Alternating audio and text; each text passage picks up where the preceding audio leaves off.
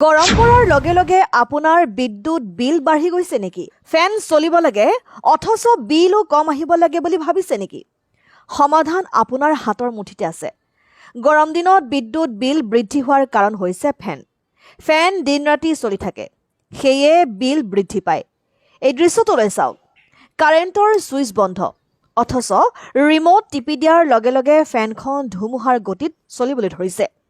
গোটেই ৰাতি ফেনখন চলিছিল বিজুলী অবিহনে।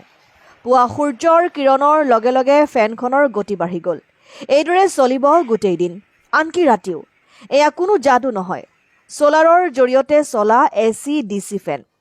বহুতে ভাবে ছ'লাৰৰ বাবে বহু বেছি টকাৰ প্ৰয়োজন হয়, কিন্তু তেনেকুৱা নহয়। আপুনি কম খৰচতে নিজৰ ঘৰৰ ফেন আৰু ৰাতি পোহৰ দিয়া লাইট ছ'লাৰৰ জৰিয়তে চলাব পাৰে। ছ'লাৰ পেনেলৰ লগতে এটা কণ্ট্ৰলাৰ আৰু আপোনাৰ ঘৰত থকা ইনভাৰ্টাৰৰ বেটাৰীটো ব্যৱহাৰ কৰিব পাৰিব।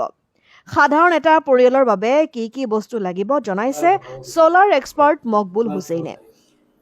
একেবাৰে যদি নতুন চিষ্টেম এটা কৰিব বিচাৰে, একেবাৰে নতুন ফেন ল'ব লাগিব ছ'লাৰৰ।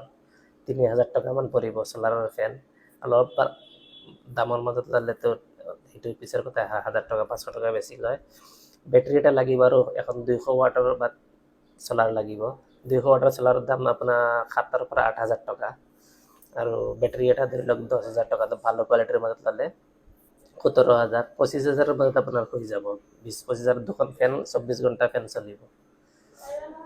আপোনাৰ এতিয়া কোৱালিটিৰ কথা, আপুনি কেনেকুৱা যদি সৰুকৈ চিষ্টেম কৰে তো বেটাৰী দামটো বেটাৰীতে যাব। যদি বেটাৰী সৰু লয় আপোনাৰ হ'ব, স্বাৱলম্বী হ'ব পাৰিব। দুখন ফেন আহিব, 200 ৱাটৰ পেনেল আহিব, এটা নতুন বেটাৰী আহিব। News desk report, KSC news.